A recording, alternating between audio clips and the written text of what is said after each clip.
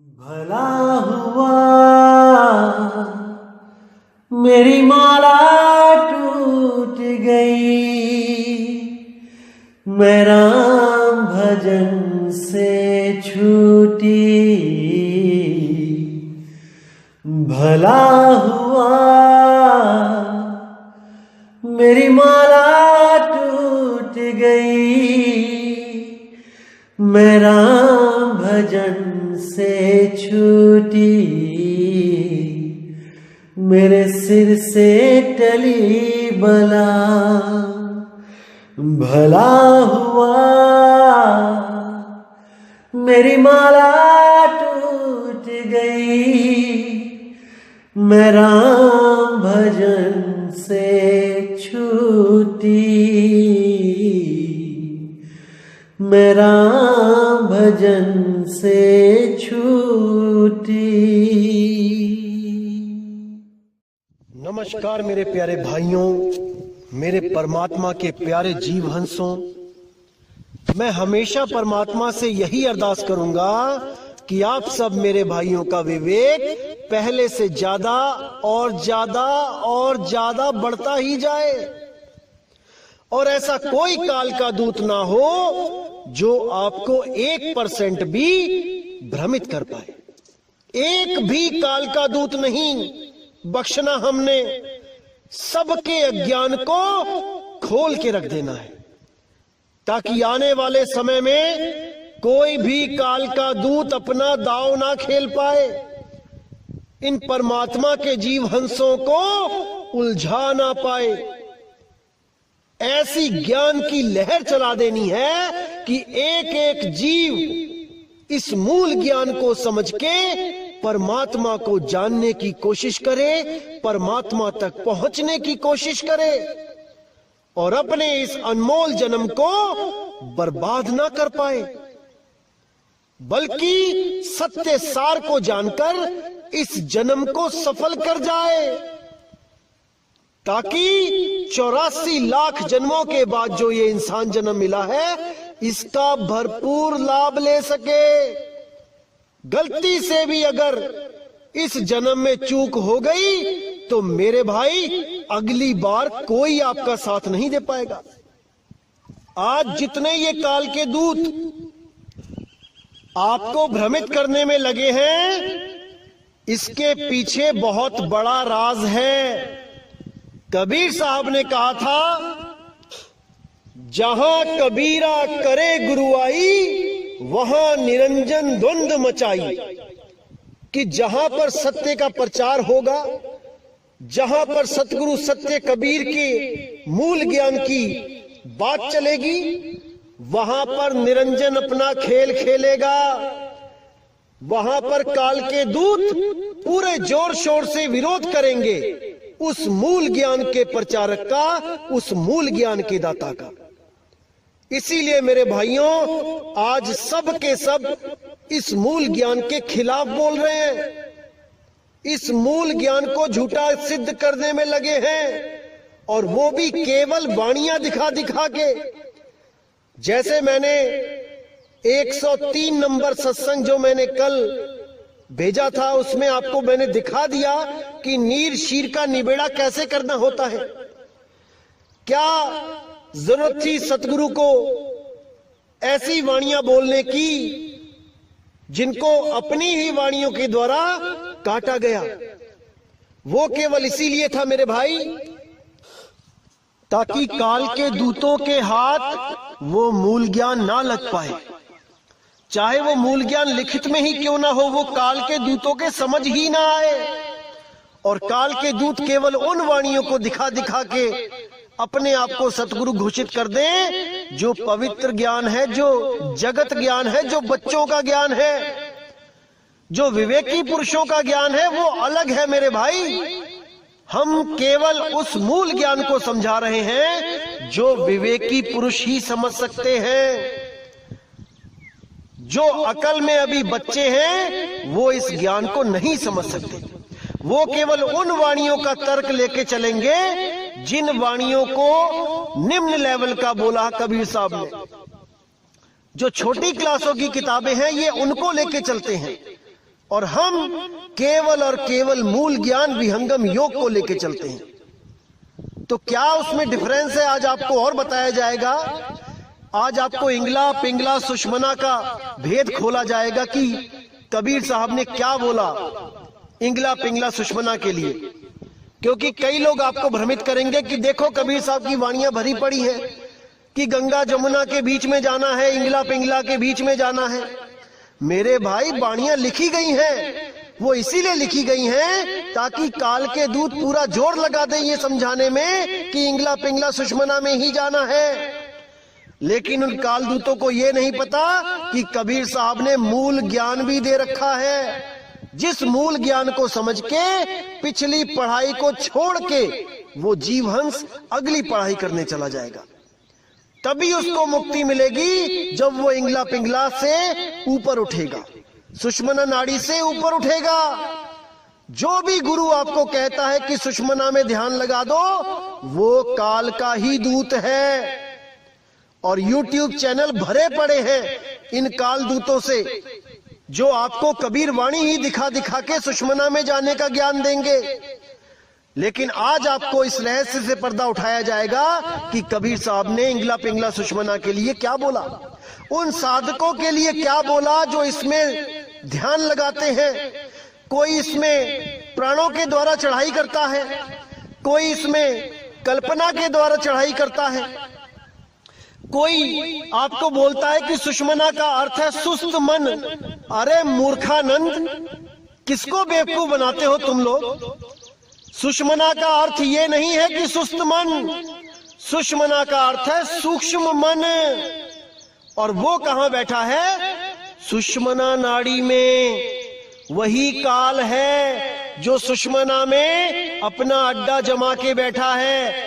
और जो भी जीव सुषमना में जाता है उसको वो भ्रमित कर देता है, अरबों खरबों सूरज दिखा के, उनके गुरुओं की शक्लें दिखा के, तरह तरह के नजारे दिखा के, झूठे स्वर्ग, झूठे ब्रह्मलोक, झूठे सतलोक, अलखलोक, अनामी लोक दिखा के वही भ्रमित कर देता है।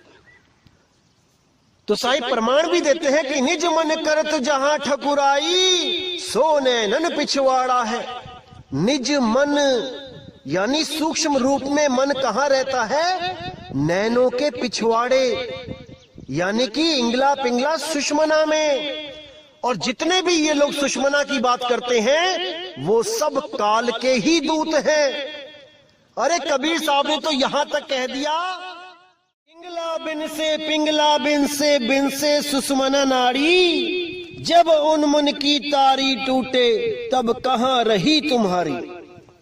साहिब ने साफ इशारा कर दिया, मूल ज्ञान है ये पवित्र ज्ञान नहीं है कि लाल चोले वाला बाबा भी सुषमना में ध्यान लगा रहा है और ये प्राण योगी भी सुषमना में ध्यान लगा रहे हैं, हठी योगी भी सुषमना में ध्यान लगा रहे हैं।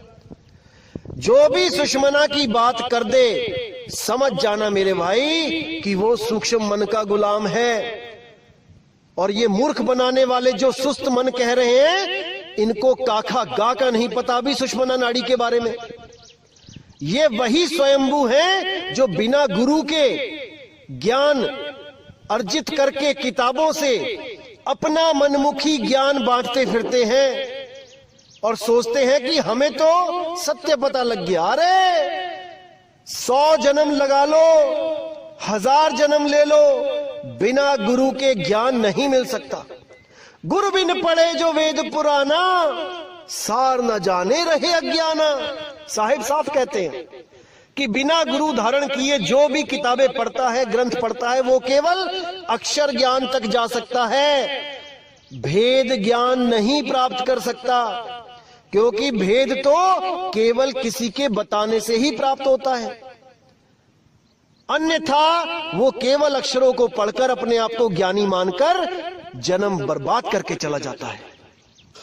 अब साहिब ने यही समझाने की कोशिश करी है, जितने भी लोग इंगला पिंगला सुषमना में ध्यान लगाते हैं, ताड़ी लगाते हैं, पहले सोहंग के साथ ऊपर की तरफ चलते हैं, ध्यान लगाते हैं, उसके बाद एक अवस्था प्राप्त कर लेते हैं जिसको उन्मुन अवस्था कहा जाता है, जिसको मुद्राओं में मैंने बताया था कि उन्मुनी मुद्रा कहा जाता है।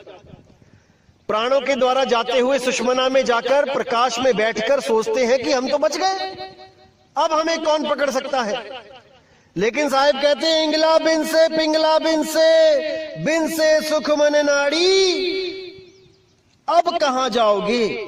जब पूरा शरीर ढहेगा तब तुम्हारी इंगला पिंगला सुषमना भी ढह जाएगी भाई, क्योंकि ये भी शरीर की वजह से है। अगर शरीर नहीं तो इंगला पिंगला सुषमना भी नहीं। इसीलिए साहब कहते हैं जब यूं मन की तारी टूटे। अभी तो श्वासों का अजपा जाप करके चढ़ गए, चढ़ाई कर ली सुषमना में और सोचने लगे कि मैं बच गया। लेकिन कहते हैं जब उन मन की तारी टूटे तब कहां रहे तुम्हारी, तब तुम्हारी सुरती कहां रहेगी। आज तो तुमने सुषमना में चढ़ा ली, लेकिन जब शरीर छूटेगा तब तुम भी गिरोगे, क्योंकि तुमने श्वासों का सहारा लिया है। और जब शरीर खत्म होगा तो श्वासें भी खत्म होंगी और तुम्हारी सुरती जो श्वासों में रमी हुई थी वो दोबारा गिर जाएगी, क्योंकि वो निराधार नहीं हो पाई। इसीलिए साहिब ने बोला इंगला पिंगला सुषमना त्रिकुटी सबको धाम, नी अक्षर श्वासा रहित ताकर भिन्न मुकाम।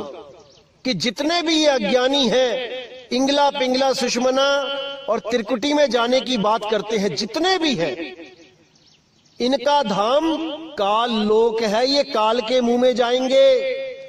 लेकिन नी अक्षर श्वासा रहित, उस नी अक्षर की जो साधना करेगा, जो श्वासा रहित, जिसमें श्वास की जरूरत नहीं पड़ती, वो केवल सुरती के द्वारा प्राप्त किया जाता है।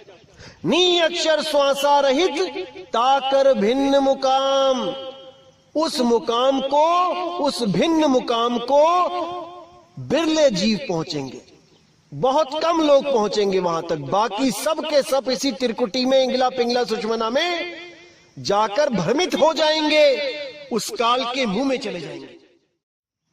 तो इन भेद की बातों को कोई भेदी सतगुरु ही बता सकता है, ये आम जीवों के बस की बात नहीं है मेरे भाई। और मुझे तो हैरानी होती है कि ये लोग कितने रंग बदलते हैं। पहले ये लोग कहते थे कि श्वासों के बिना बात नहीं बनेगी, श्वास ही सार है, सोहंग ही सार है। अब हमारे सत्संग सुन सुन के अब कहने लगे हैं कि वो सार शब्द एक रस है, वो बदलता नहीं है, वो एक धुन है। और कौन सी धुन बता देते हैं आपको? जो आप कान बंद करके या फिर 2 ग्लास अपने कानों पे रख लेना, दोनों ग्लास कानों के ऊपर जैसे ढक्कन लगाते वैसे रख लेना, एक आवाज आएगी आपको झिंगुर की तरह, जो टूटेगी नहीं, लगातार चलेगी।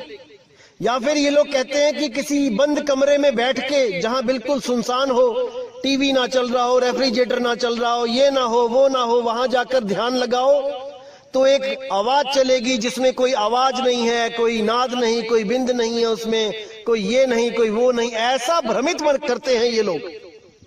अरे भाई वो ईथर है, ईथर, जिसको 5वां तत्व आकाश तत्व बोला गया है। और इसी झिंगुर की आवाज को जो लगातार चल रही है, इसको ओंकार बोला है वेदों में। पूरे ब्रह्मांड में ये आवाज हो रही है जिसको उन्होंने ओंकार घोषित किया। इसी आवाज को सुनकर योगी जपी तपी सन्यासी भ्रमित होकर इसी 3 लोक में रह गए। ये सार शब्द नहीं है भाई, सार शब्द 3 लोक से न्यारा है, सार शब्द 3 लोक से न्यारा है। कि श्वास ऊपर चढ़ाई तो सोहंग, बाहर छोड़ी तो ओम, या श्वास ऊपर चढ़ाई तो को, नीचे छोड़ी तो हंग। मेरे भाई श्वासा मुंह से भी ली जाती है। जब आपको जुकाम होता है, दोनों नाक बंद होते हैं और 2-3 दिन तक आप परेशान रहते हो, सांस तक नहीं आती, तब आप मुंह से सांस लेते हो। अगर परमात्मा श्वासों में है तो मुंह से जो श्वास ले रहे हो परमात्मा उसमें भी है। आप वहां से सिमरण करके दिखाओ, कहां चढ़ोगे बताओ। तो मूर्ख बना रखा है इन दुनिया वालों ने, इन कालदूतों ने। आपने भ्रमित नहीं होना है मेरे भाई, आपने भ्रमित नहीं होना है। आखिर श्वास, उस श्वास का मतलब क्या होता है, आज आपको मैं भेद बताता हूं इसका। साहिब ने बोला, माला तो कर में फिरे, जीभ फिरे मुख माही, मनवा दस हूं दिसी फिरे, ये तो सिमरन नाही। इसका मतलब ये है कि साहिब कह रहे हैं कि माला तो कर में फिरे, माला हाथ में पकड़ ली और घुमा रहे हो 108 मनके की। अब मन क्या कर रहा है कि जल्दी जल्दी माला करूं, 108 लिमिट बना दी है कि इतनी माला करनी ही है। अब सारा मन कहां घूम रहा है, 108 माला में घूम रहा है या बाहर के जो काम है वहां घूम रहा है। अब जीभ फिरे मुख माही, यानी कि मुंह में चल रहा है Ram Ram Ram Ram Ram Ram Ram Ram.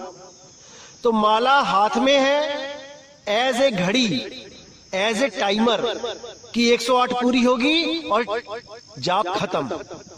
As a timer use किया जा रहा है माला को, याद रखो, इस बात को ध्यान दो। माला से जाप का कोई मतलब नहीं है। अगर माला ना हो तब भी जाप हो सकते हैं, लेकिन आप फिर कोई और विधि अपनाओगे 108 गिनने के लिए, उंगलियों पे गिनने लग जाओगे। तो कहने का मतलब है कि माला अलग है, जाप अलग है। माला नहीं भी होगा, जाप तब भी होंगे, चाहे वो उंगलियों पे होए, चाहे वो और किसी विधि से होए। तो माला अलग है और जाप अलग है। बिना माला के भी जाप हो सकता है। आप बिना माला लिए जाप करो, राम राम राम राम राम राम राम जपते रहो शाम तक, माला की जरूरत ही नहीं पड़ेगी। माला केवल इसलिए ली जाती है कि आपको पता लग जाए कि 108 हो गए हैं कि 1008 हो गए हैं, और माला का कोई रोल नहीं है। इसी तरह जब श्वासों की बात आती है तो कबीर साहब ने बोला है कि माला श्वास उश्वास की, फेरेंगे निज दास, 84 भर में नहीं कटे काल की फांस। अब यहां पर साहिब ने बोला है कि तुम माला फेर के टाइमर लगा लिया तुमने, ये तो तुम ऐसे कर रहे हो जैसे एहसान कर रहे हो परमात्मा पे कि मैंने इतनी माला फेर ली तेरी, मुझे मुक्ति चाहिए। अरे मेरे भाई, जब तक आप लिमिट में उसको याद करते हो, जब तक आपकी सुरती कहीं और भी जाती है, आपकी सुरती भटकेगी। इसीलिए अभ्यास के लिए साहिब ने बोला कि 24 घंटे 8 पहर सुरती को वहां स्थिर करो, उसका सिमरन करो। इसलिए उन्होंने श्वास उश्वास बोल दिया माला की जगह। माला भी टाइमर है, श्वास उश्वास भी टाइमर है।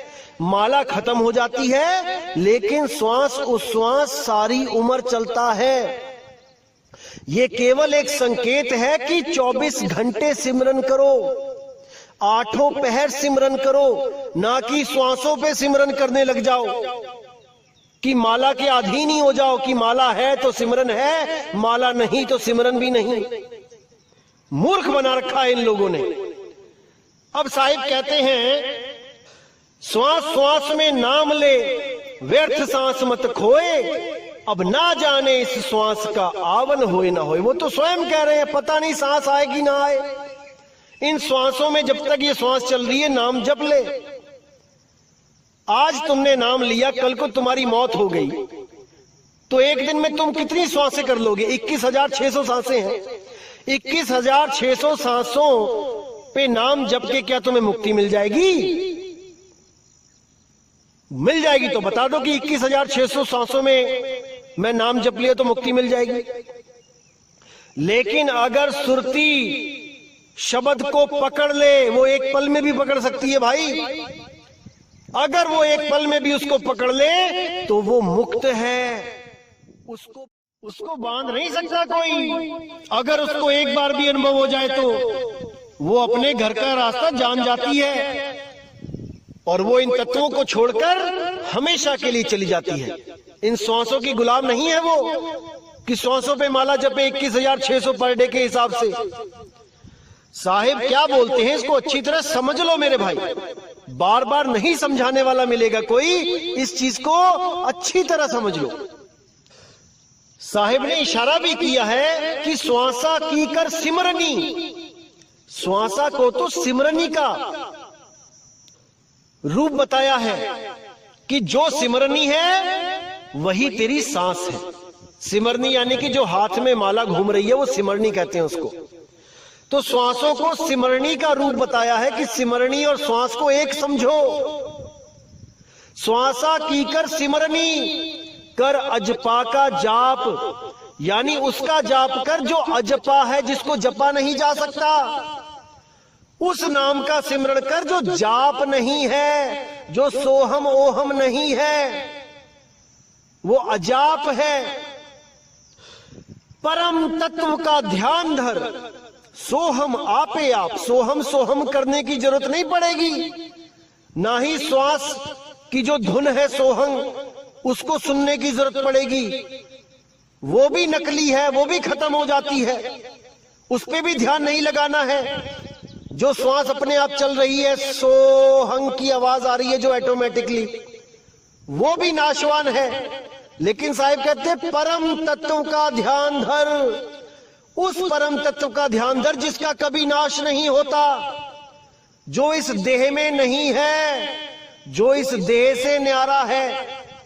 इस देह में जो कुछ भी है वो नाशवान है।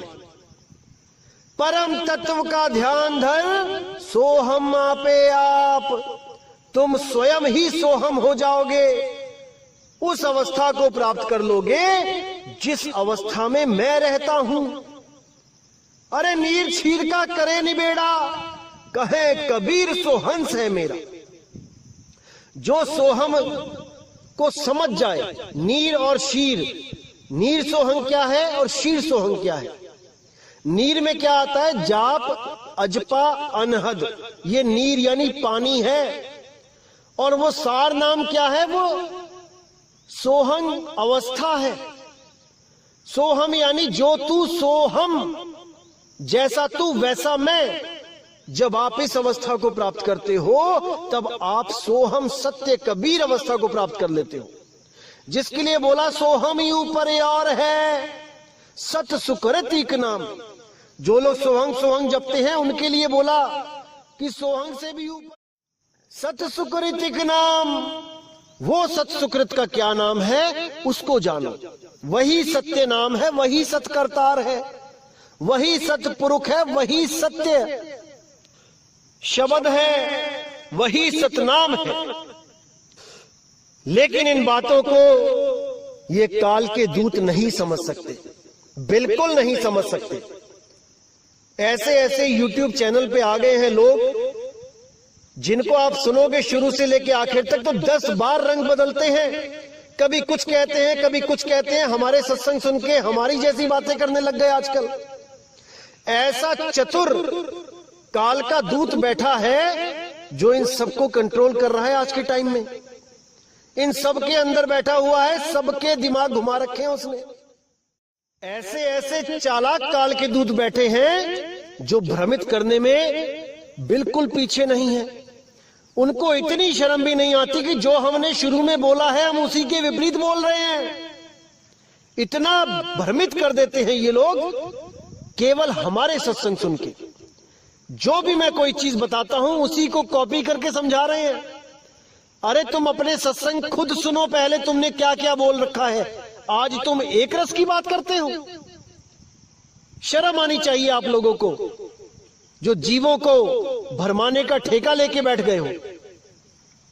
पहले ये लोग बोलते हैं कि 10वां दरवाजा बंद करके काल बाहर बैठा है। अब ये लोग कह रहे हैं कि सुषमना में काल बैठा है।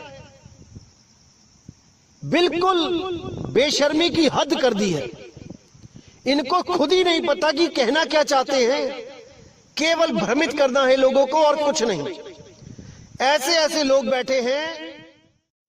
लेकिन जो मर्जी कर लो मेरे भाई, ये परमात्मा का जो दास बैठा है यहां पे, एक एक चीज को क्लियर करके हर भ्रम को खत्म कर देगा। बिल्कुल इस भ्रम में मत रहना कि तुम एक भी जीव को उलझा पाओगे। अब समय आ चुका है कि सत्य ज्ञान घर घर में जाएगा, घर घर में बोध विचार होगा और लोग सत्य नाम को जानकर उसके साथ जुड़ेंगे, अपना आत्म कल्याण करेंगे। अब ज्यादा दूर नहीं है वो दिन जब पूरे संसार में केवल सत्य नाम का डंका बजेगा। क्योंकि साहिब ने समय निर्धारित कर रखा है और सब कुछ उसी के अंतर्गत हो रहा है।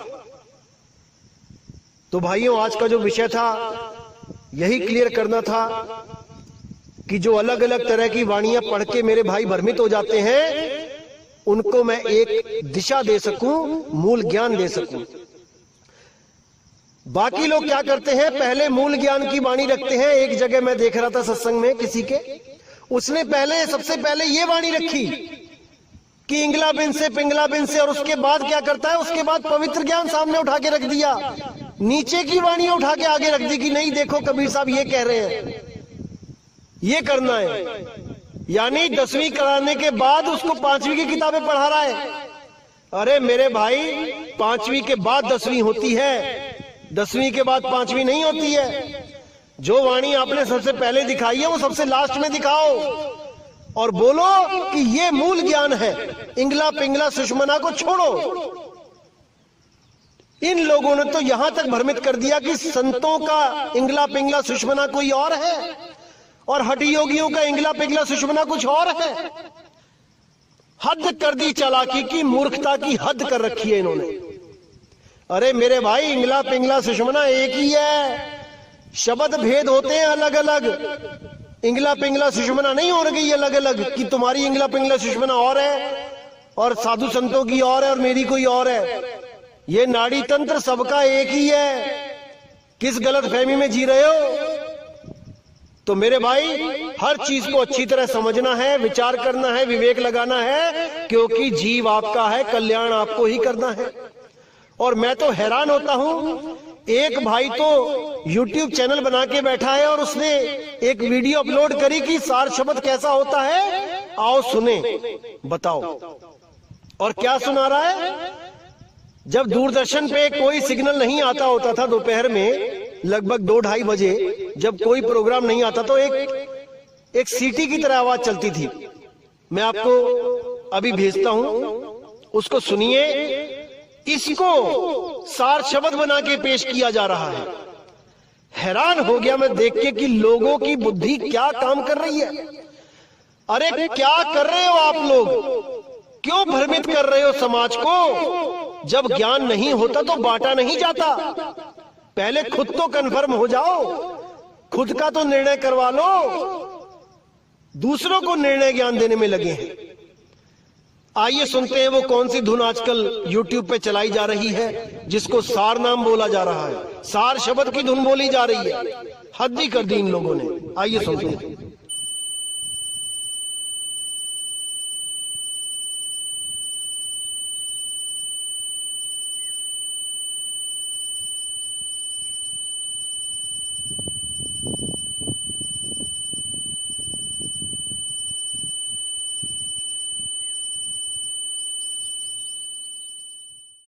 अब बताओ इन लोगों का क्या होगा?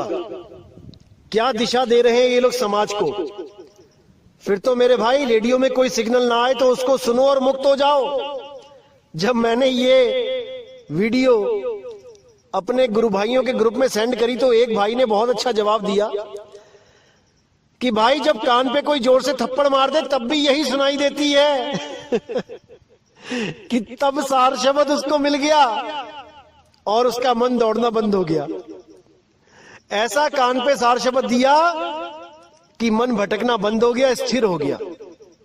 तो ऐसे ऐसे लोग पड़े हैं समाज में जो भ्रमित करने में बिल्कुल भी शर्म नहीं करते। और सार शब्द कबीर साहब का मूल मंत्र क्या बता रहे हैं ये भी सुना देता हूं आपको मैं, ताकि कल को आप भ्रमित ना हो जाएं इन काल दूतों के चक्कर में।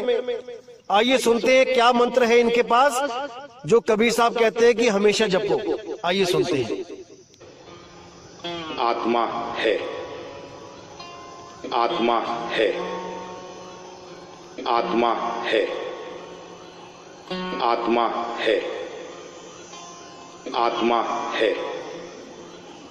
आत्मा है, आत्मा है। अब बताओ इन लोगों का क्या होगा? मैं तो हैरान हूं कि ऐसे ऐसे लोग भी पड़े हैं भारतवर्ष में। ऐसे ऐसे लोग पड़े हैं, हद हो गई, हद। अरे आत्मा है करके आत्मा मिल जाएगी क्या? ऐसे तो दुनिया में कोहिनूर भी है, पारस भी है, तो लग जाओ जपने। पारस है, कोहिनूर है, मिल जाएगा क्या? पता नहीं क्या सोच के लोग ज्ञान बांटने लग जाते हैं। खैर मेरे भाइयों, आपने भ्रमित नहीं होना है। कहीं भी कोई भ्रमणा आती है, कुछ भी ऐसा होता है, तो आप बेहिचक सवाल पूछ लीजिए। ये दास आपकी सेवा में ही बैठा है, एक एक चीज को क्लियर कर दिया जाएगा। बिल्कुल शर्माना नहीं है, कहीं भ्रमित नहीं होना है। बहुत कुछ बोलते हैं दुनिया में लोग, लेकिन सत्य कोई एक बोलता है। इसीलिए मेरे भाई बिल्कुल हिचकिचाना मत, हर सवाल का जवाब मिलेगा। सवाल पूछो तो सही।